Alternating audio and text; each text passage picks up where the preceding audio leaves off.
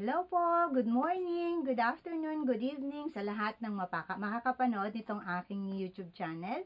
At if you're into Feng Shui, sana naman para sa inyo tong channel ko.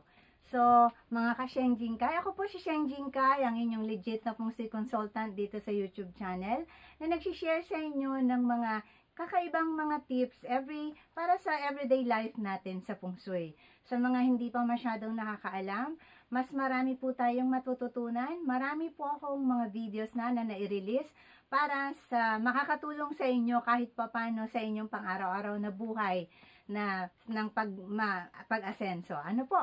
So, ngayon naman po, salamat sa mga nag-pre-order na ng ating mga books. Ngayon pong 2024 Year of the Water at the Wood Dragon. So, sana po ay tangkilikin ninyo uli kagaya last year. At ngayon po ay mas pinaganda at mas pinalawak ko ang inyong mga tips para mas madali ninyong maintindihan. Taglish po ang ating book. So, pwede ninyong maintindihan talaga ng mas maliwanag, ano? So, sa mga nag-pre-order, maraming salamat po. At dun po sa mga nag-PPM sa akin, nagme-message po sa akin sa YouTube na gustong interesadong bumili ng ating mga libro for 2024 Year of the Wood Dragon, ay pwede pong i-PM nyo ako dito sa aking Facebook account, no? So, dito po kayo mag-message sa akin if you're interested in buying. So, ito po ang aking, sa mga nasa ibang bansa, yung Jane Nishitani po, at itong Jane West Valley po ay kung kayo ay nasa Pilipinas, para mas organized po tayo sa pagsagot sa inyong mga messages. So, maraming salamat po at go na po tayo, mas maaga, mas maganda kasi pag Christmas na po, marami tayo masyadong gastusin. So, usually, kailangan nating i-prepare ang hindi lang ang Chinese New Year, kundi pati ang Gregorian New Year natin. So, ang dapat talaga is maaga tayong prepared para sa ating book set. Book set po natin ito, ha? So, may book po tayo. Kaya, dun po sa ating, sa mga nag-i-inquire sa atin, please PM me in my Facebook account. Okay, thank you so much. At salamat sa sobrang mga nagbayad na, no? sa ating pre-order ng book natin. So, sa Pilipinas, maybe by November po ay maipapadala na sa inyo ang inyong mga libro sa Pilipinas. Sa ibang bansa po, baka last week na po ng November natin maipadala sa inyo. So, the earlier the better po para hindi sumasabay sa inyong malaking gastos para sa Christmas. Alam nyo naman, marami kayong mga inaanak. Baka nga mabaya, hindi nyo pa natatanggap si bonus, ubus na, no? So aga-agahan nyo. Pwede naman po kayong maka-avail talaga. At marami pong may tutulong sa inyo ang mga kapalaran ninyo, lalo na, no? Kaya ngayon, ang topic po natin ay tungkol sa Wood Dragon. Kasi napakarami na po talaga naglabas ng, ng forecast sa YouTube. Pero, hindi pa po kasi kompleto yan. So, may mga conflict and another, pa po yan na madadagdag, no? Dahil sa 24 mountains. So, hindi po natin dapat lahat ikasakit ng dibdib kung sinabing hindi tayo. Wala pong ganon. Walang swerte, walang malas, agad-agad, ano? Meron po tayo sa ating pong mga books, meron po tayong mga solusyon at mas maliwanag na kaalaman. Kaya, sige na, go na kayo, buy na kayo ng book ko para mas maliwanagan kayo ng inyong mga taon. So, ngayon po, meron na naman akong itatopic sa inyo at sana magustuhin nyo rin, no? So, ito yung mga animal signs na dapat merong preparasyon, para sa 2024 Year of the Dragon. So, ngayon, magpo-focus ako sa inyo ng maliliit na, hindi pa kasi ito kompleto, no? So, alam nyo na, ang buong kapaliwanagan ay nasa loob ng ating libro. Hindi po tayo nakita ko kasi August pa lang, Hungry Ghost Month pa lang, may nagpo-forecast na. Hindi po ganun. Mas komplikado po at mas malalim ang ating Feng Shui. Hindi po basta-basta na kung ano lang ang ating makita at pwede nating meron po tayong pangalan na pinapangalagaan. So, mas okay po. At sana naman po sa mga makakabasa ng libro, at isipin nyo pong mabuti na hindi po ang lahat ay maganda, no? may hindi po tayo magandang mararanasan din. Pero hindi po yun kasi may mga solusyon naman tayo. Hindi po pwede kasing sugar-coated tayo lagi na yung magaganda lang ang gusto nating marinig, no? So, ako po ay nagsasabi sa inyo, hindi po ako safe. Kasi yung ibang pong si consultant po is very safe, ano? So, talagang hindi nyo rin magigets yung tunay ninyong kapalaran. So, dito po sa aking book, straightforward po kasi akong tao. So, ngayon, malalaman nyo talaga kung ano yung mga dapat nyong pag-ingatan. So, maraming salamat po. Buy na po ng books. Avail na po kayo ng book ko at mag-PM po sa akin dito sa aking messenger, no? So, ngayon po, ito yung mga animals na may mga conflict, no? Papauna lang sa inyo to at kailangan mag-ingat sa 2024. So, at ano pa ba itong napabalitaan ninyong period of 9? Kasi alam ko, hindi naman kayo masyadong aware dito sa period of 9 kasi magpapalit na po tayo ng period na mula sa period of 8 ay lilipat na po ang taon natin sa feng shui ng 2024 ay magiging period of 9 po tayo. So, yan ang sinasabi natin na magiging, mas marami po kayong mas maiintindihan kung bakit kailangang maging period of 9 at kung bakit, ano ang nagagawa ng period of 9 at ano ba ang period of 9 higit sa lahat. So, yun po talaga ang ating ipapaliwanag sa inyo para mas maintindihan ninyo if you're really into feng shui, ha. Pero kung sa inyo ay wala-wala lang at hindi kayo talaga ganun ka-into, manood na lang kayo ng aking YouTube channel. So, sana po ang YouTube channel ko ay para sa inyo, no? So, okay. So, alam naman natin, na Year of the Dragon next year, 2024. This is Wood Dragon. If you can imagine, the dragon and the wood itself is already clashing, no? Yung ganon. So, ayan, abangan natin sa aking libro kung ano mga dapat nyong gawin at solusyonan sa pagsubok na pwedeng kaharapin ng dragon dahil sa Tai Sui. Dahil kung sino ang animal host ng taon, ayun ay magdadala ng affliction ng Tai Sui. Doon ka susubukan kung gaano ka katatag na dragon. Dahil, ang sabi ng iba, di ba, lagi yung kapag taon mo, swerte ka. Of course, meron tayong mga exceptions to the rules pag mga ganon. So, yun po ang ating alamin sa aking libro.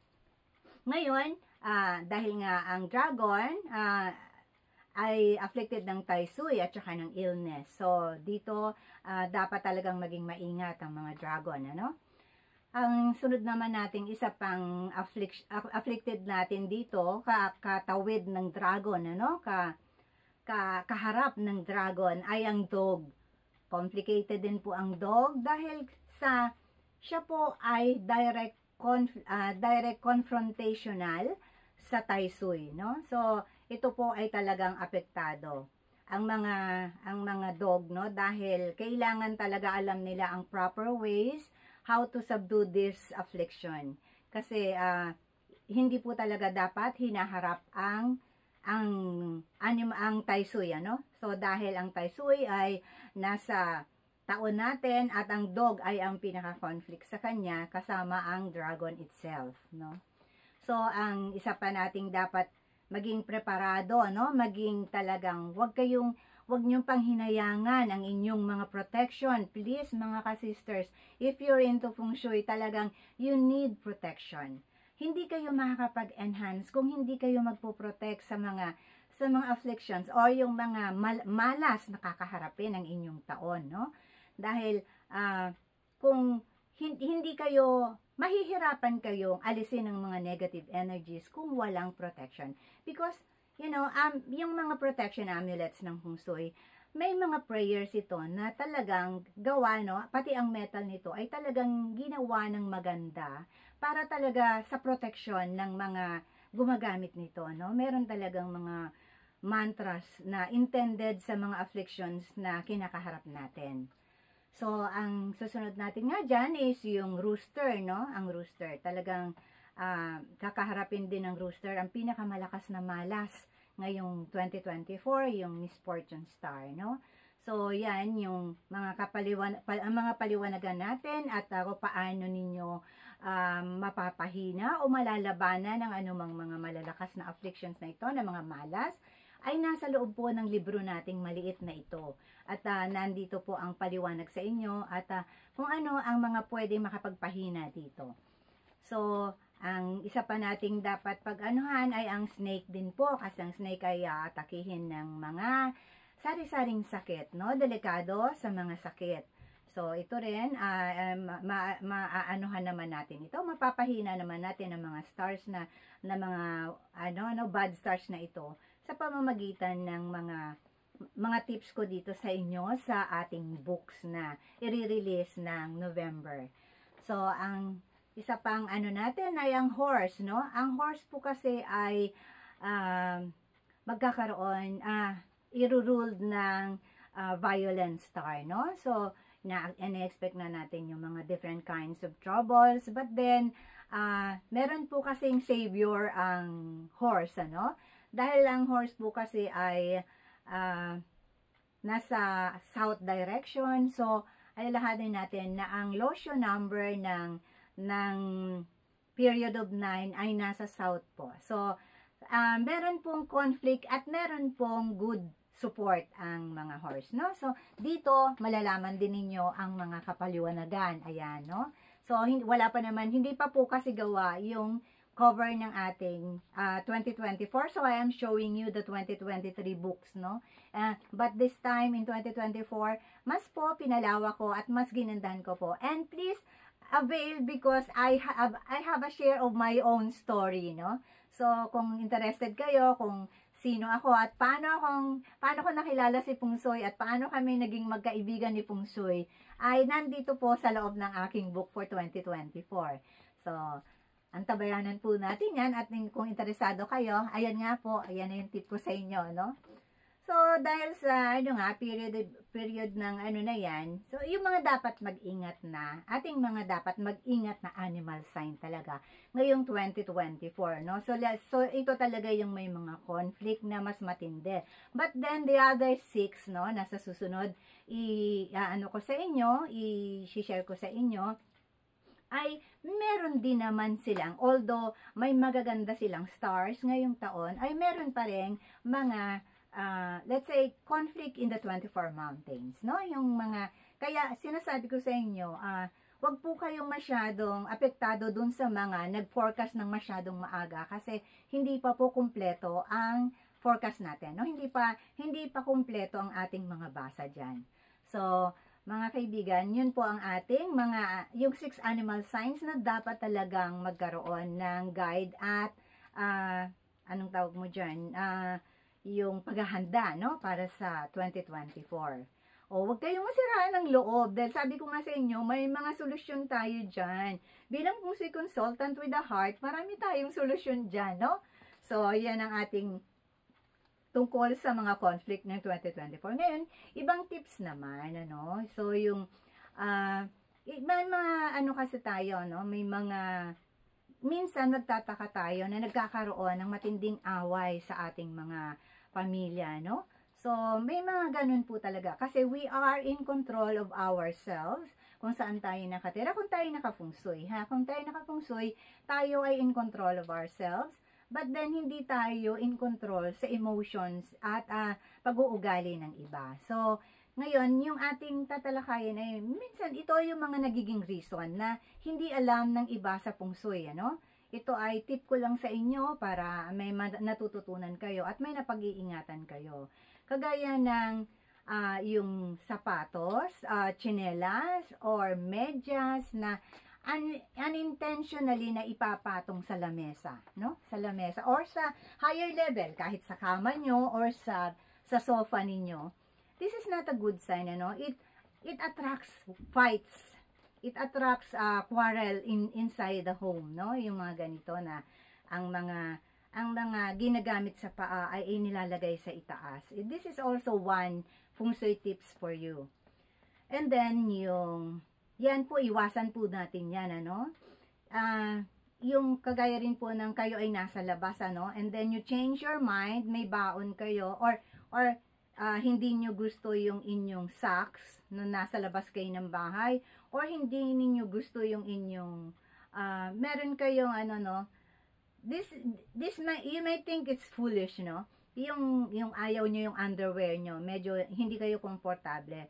Then go to the proper places to change it. Hindi po, pag ito po ay hinuhubad ninyo sa loob ng car, or sa loob ng, yung, alam nyo po, yung pasikretong paghuhubad, hindi po yun maganda, no? Nag-a-attract din po yan ng what you call it, ng fights and quarrels inside your home and with your families. And then kasi pinag-aralan ko po lahat itong mga bagay na ito, no? At ang the most worst, no? Ito po talaga is very proven, no?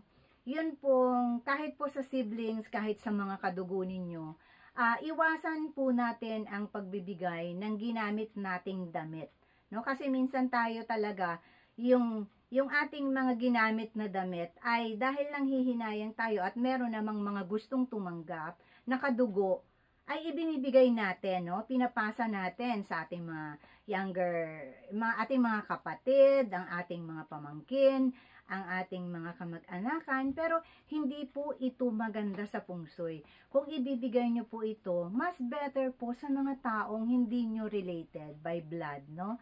Kasi ang mga pinagbigyan po ninyo, kapag po kayo ay nagbigay nito, no, at ginagamit ng mga blood-related relatives ninyo, ay nagkakaroon po ng disrespect sa inyo, no? Dahil yung mga damit ninyo ay ginamit nila. So, nagkakaroon po sila ng disrespect sa inyo, no? Yung hindi po kayo makakatanggap ng respeto sa lahat ng mga taong gumamit ng inyong mga damit, no?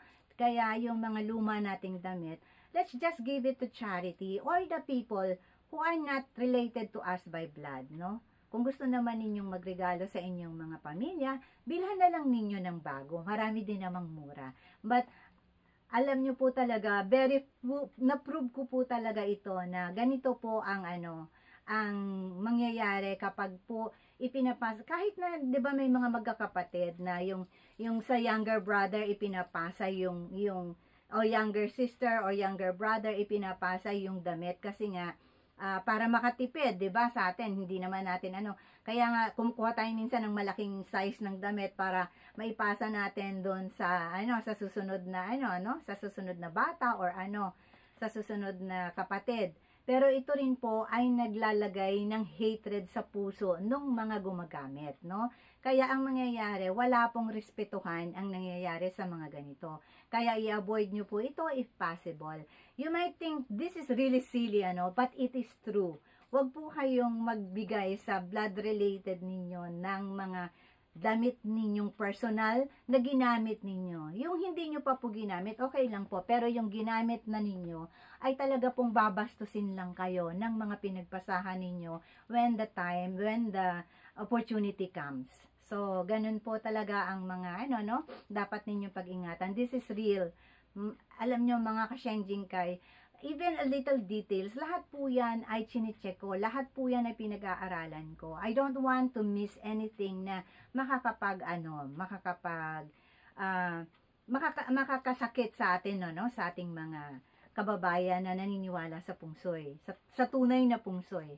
Ngayon, masasabi ko sa inyo, siguro ang daming mga naapektuhan ng ghost month natin.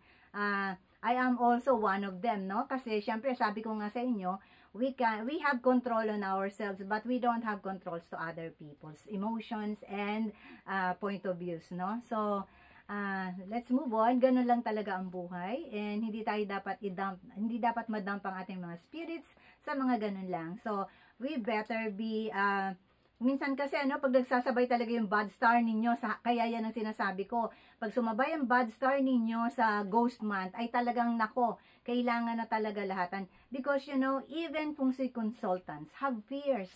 Alam nyo, meron din kaming takot. May mga takot kami dyan sa mga yun. Especially us, kasi alam namin talaga yung magiging epekto, no? So, talagang kailangan natin yan na pagtuunan ng pansin kung you're into feng shui. And then, ito naman yung mga ating mga nakakatuwa lang na kapag bumabahing tayo, di ba? Alam natin to sa Pilipinas. Pag bumahing tayo ng isang beses, merong pumupuri sa atin, merong magandang papuri na nag-uusap tungkol sa ating buhay, no? Tapos, pagka naman, pangalawa, ay may naninira sa'yo, no? Sinisiraan ka naman itong pangalawa, no? Kapag dalawang beses ang sneeze mo. So, sa akin naman, kapag pangatlo na, magpunta ka na, uminom ka na ng para sa trangkaso, kasi umpisa na yan ang cold, ibig sabihin, no? So, talagang, yan ang ating mga pang-comedy lang natin yan, ha? Kapag naman alam nyo yung nababahing kayo, tungkol naman ito sa bahing, kasi nga, kapag nababahing kayo minsan, tapos napapansin nyo, parang hindi tumutuloy. Alam nyo yun yung nakakainis na nababahing ka na pero hindi tutuloy.